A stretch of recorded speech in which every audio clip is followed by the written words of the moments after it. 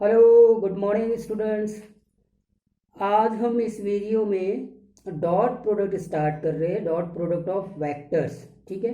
अभी तक के आपने जितने भी लेक्चर्स, वीडियो लेक्चर्स वेक्टर्स के ऊपर देखा है, तो वेक्टर की अलजेब्रा में ये बात समझ में आ गई थी कि आप वेक्टर्स को कैसे ऐड करते हैं। अगर दो वेक्टर्स है तो उनको कैसे ऐड किया जा सकता है, कैसे सब्ट्रैक्ट किया जा सकता है। ठीक है। और एक और देखा था आपने कि किसी स्केलर नंबर से अगर वेक्टर को मल्टीप्लाई कैसे किया जाता है। ठीक है। इतनी अलजेब्रा आपने बेसिक्स में देख लिया है अभी तक के। कैसे दो वेक्टर्स को सम किया जा सकता है, सब्ट्रैक्ट कैसे किया जा सकता है। ठीक है। और इसके बेस पे फिर अपने वेक्टर अलजेब्रा को कुछ ज्योमेट्रिक रिजल्ट्स में आपने लेके गया था, करेक्ट है कि नहीं। तो अब हम थोड़ा इससे आगे बढ़ते हैं कि जैसे मान लीजिए वेक्टर्स का स्क्वायर निकालना है, ए का स्क्वायर निकालना है, तो आप कैसे निकालेंगे या फिर कैसे मल्टीप्लाइड करेंगे। तो इधर अब जो प्रोडक्ट ऑफ वेक्टर्स होंगे उसको हम डिफाइन करेंगे। तो प्रोडक्ट ऑफ वेक्टर्स में पहले आप तो ये देख लीजिए कि एंगल बिटवीन टू वेक्टर्स कैसे निकालते हैं। ये बहुत इंपॉर्टेंट कॉन्सेप्ट है, एंगल बिटवीन टू वेक्टर्स। तो एंगल निकालना है दो वेक्टर्स के बीच में। तो ये अगर वेक्टर ए है और ये वेक्टर बी है, और फिर इनके बीच का जो एंगल जो कि एंटी क्लॉकवाइज मेजर किया है, इसको हम बोलेंगे एंगल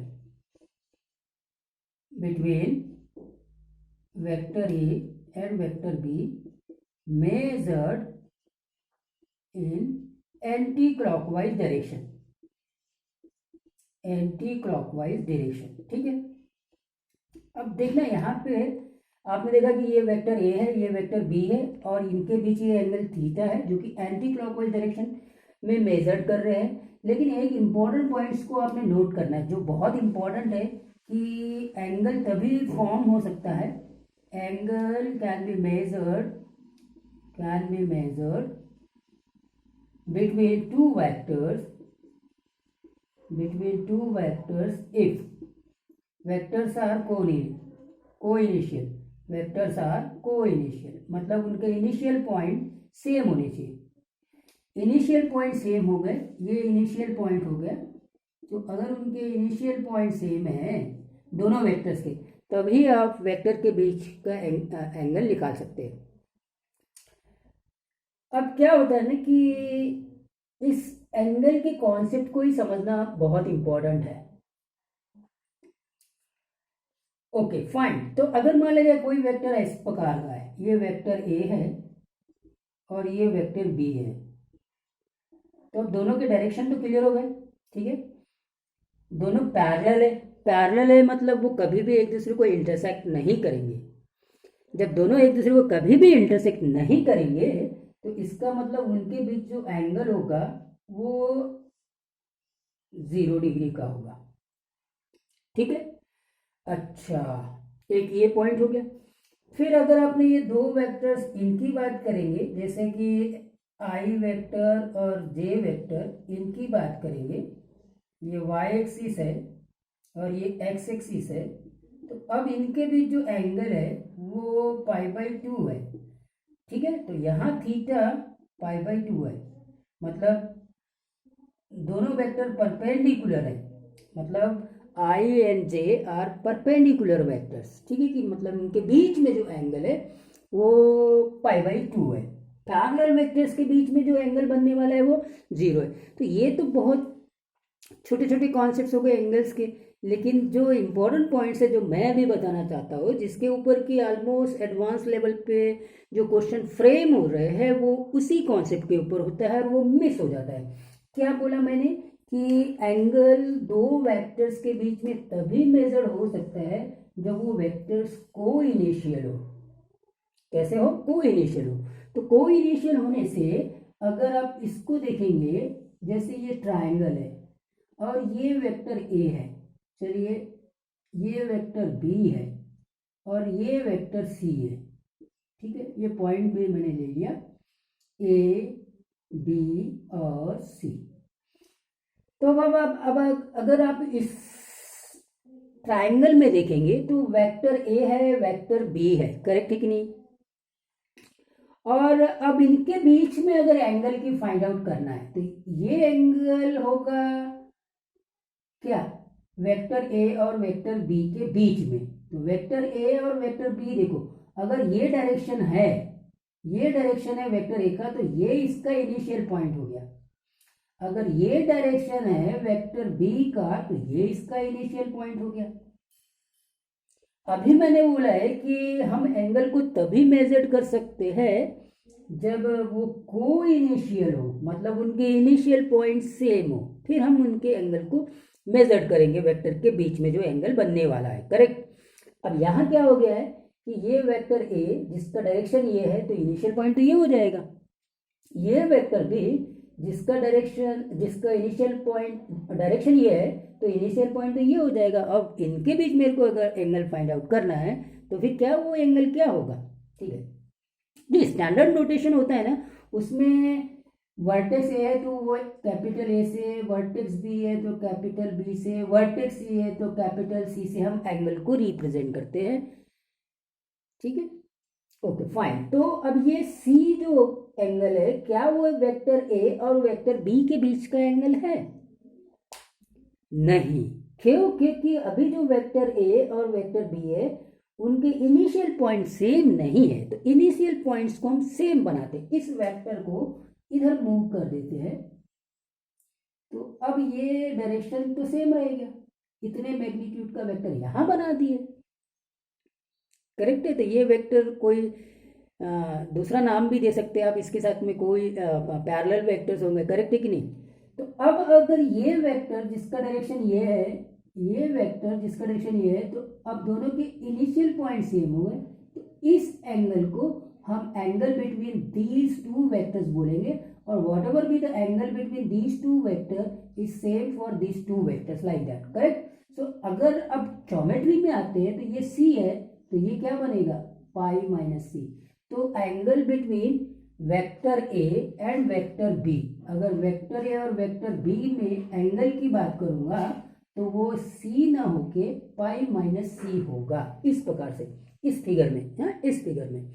तो अब क्या करो, आप सभी में ये चीज़ों को चेकआउट कर सकते हैं, जैसे ये ए, जैसे ये बी और ये सी, हाँ ये अगर ए, ये बी और ये सी, तो ये एंगल सी हो जाएगा, ये एंगल ए हो जाएगा स्टैंडर्ड नोटेशन में। ये स्टैंडर्ड नोटेशन में हो गया।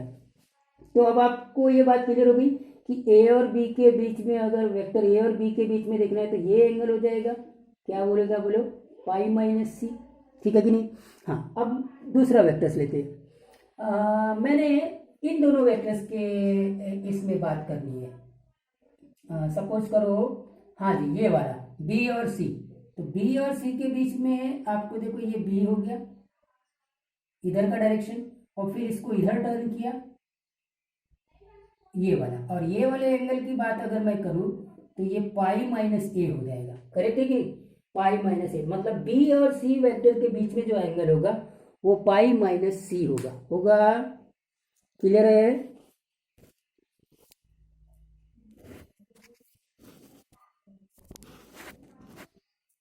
ठीक, ओके फाइन।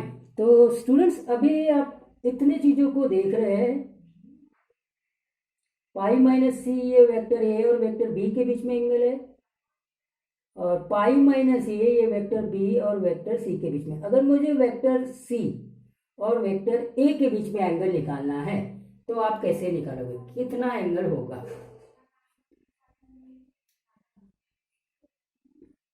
अगर इसका डायरेक्शन ये हो जाता था, ये जैसे ये डायरेक्शन है और इसका भी डायरेक्शन ये हो जाता था, तब तो आप उसके एंगल को फाइंड आउट कर लेते थे, सीधा सीधा वो स्ट्रेट फॉरवर्ड एंगल बी होता था। लेकिन अगर ये डायरेक्शन है तो अब आपको क्या करना पड़ेगा, इनके इनिशियल पॉइंट्स को सेम बनाना पड़ेगा और फिर इसके एंगल्स को आपको फाइंड आउट करना पड़ेगा, करेक्ट है कि नहीं।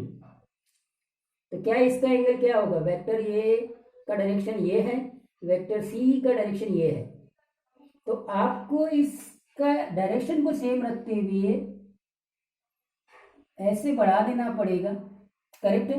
अब देखेंगे तो डायरेक्शन दोनों वेक्टर्स के सेम हो गए, तो अब आपने इस एंगल को बोलना है वेक्टर ए और वेक्टर सी के बीच का एंगल, जो कि पाई माइनस बी बनेगा। करेक्ट है कि नहीं? पाई माइनस बी बनेगा। Got the point? तो इस प्रकार से हम वेक्टर्स के बीच में एंगल तभी सर्च कर सकते हैं जब उनके इनिशियल पॉइंट सेम होंगे। Got the point? ठीक है।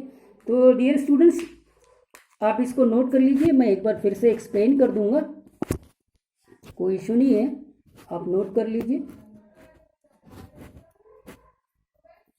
फाइन।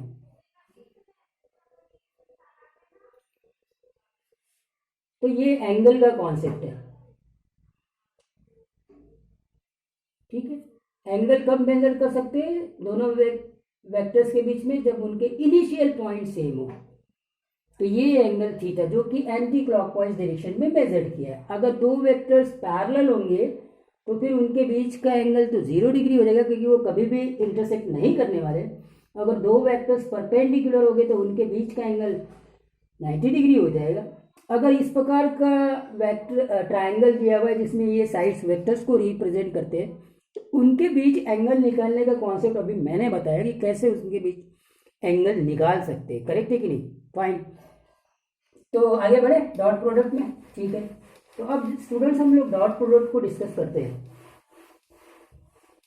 तो मैं क्या कर रहा हूँ, आपको डॉट प्रोडक्ट को पार्ट्स में बताऊंगा। जितनी थ्योरी डॉट प्रोडक्ट्स की है, अगर आपने सारे थ्योरी को अच्छे से समझ लिया, बहुत सारे पॉइंट्स आएंगे डॉट प्रोडक्ट्स में, बहुत सारे।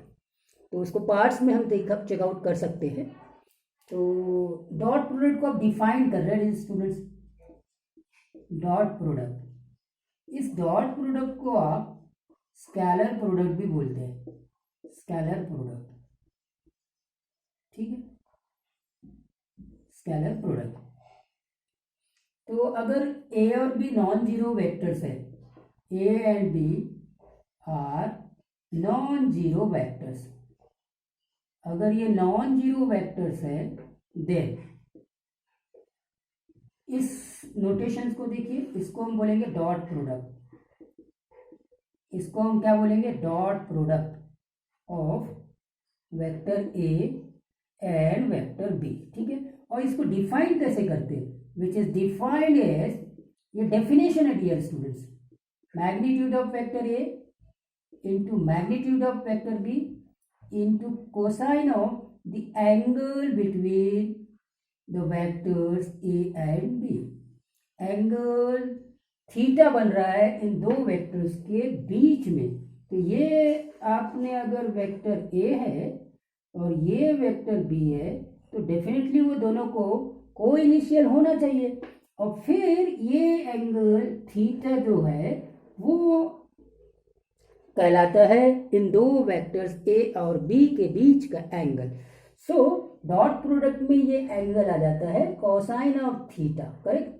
तो डॉट प्रोडक्ट को हमने डिफाइन किया है। तो ऐसे तो हम स्केलर मल्टीप्लिकेशन चेकआउट कर चुके हैं वेक्टर्स का, लेकिन जब दो वेक्टर्स को मल्टीप्लाइड करना है तो उसको मल्टीप्लाइड करना है एक्चुअली में वो डेफिनेशंस है कि डॉट प्रोडक्ट एक डेफिनेशन है, क्रॉस प्रोडक्ट एक डेफिनेशन है, फिर स्केलर ट्रिपल प्रोडक्ट भी आएगा, वेक्टर ट्रिपल प्रोडक्ट भी आएगा, फिर 4 वेक्टर्स का स्केलर प्रोडक्ट, फिर 4 वेक्टर्स का क्रॉस प्रोडक्ट। इस प्रकार से ये वेक्टर अलजेब्रा आगे बढ़ती है। करेक्ट। तो यहाँ हमने डॉट प्रोडक्ट को डिफाइन किया है। अब आप देखेंगे कि ये वेक्टर ए है, ये वेक्टर बी है, और इन दो वेक्टर का डॉट प्रोडक्ट है। इसको ऐसे डिफाइन किया है तो ये एक स्केलर क्वांटिटी आएगी, ये भी एक स्केलर क्वांटिटी आएगी, और ये भी एक स्केलर क्वांटिटी आएगी।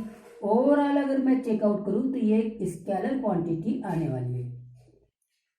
इस स्केलर क्वांटिटी आने के कारण ही हम इसको स्केलर प्रोडक्ट भी बोलते हैं। तो dear students, A dot B जो है वो एक स्केलर क्वांटिटी है, यानी वेक्टर नहीं है, स्केलर क्वांटिटी है। ठीक है।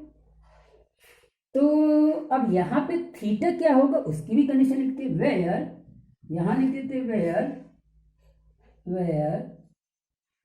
0 is less than equal to theta less than equal to pi. ये हमने डॉट प्रोडक्ट में जो थीटा डिफाइन किया है वो थीटा 0 और पाई के बीच में होना चाहिए, करेक्ट है। तो A and B are non zero vectors, then their dot product is represented by A vector, ये dot vector B, which is given by mod of A into mod of B into cos theta, correct है, into cos theta, fine. अब ये सब के सब scalar quantity है, इसीलिए चूंकि dot product of scalar quantity आया, इसीलिए इसको हम स्केलर प्रोडक्ट भी बोलते हैं, फाइन। अब इसमें जो थीटा है वो एक्चुअली में angle between these two vectors A and B, and we know that the angle between the two vectors A and B can be measured if both the vectors are co-initial, like that, ठीक है। and this theta has to be measured in anti-clockwise direction, and theta की range जो होगी वो 0 से लेके पाई के बीच में होगी, including 0 and pi, that is theta belongs to the close interval,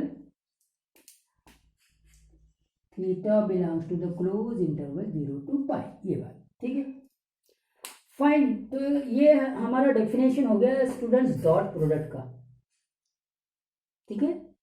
I hope that dot product की डेफिनेशन आपको क्लियर हुआ होगा। और जैसा मैंने आपको बताया कि इसके मैं स्मॉल पार्ट्स बनाने की कोशिश करूँगा जितनी भी थ्योरी है, सो दैट ये आपको अच्छे तरीके से डिफाइन हो जाए, ठीक है, फाइन।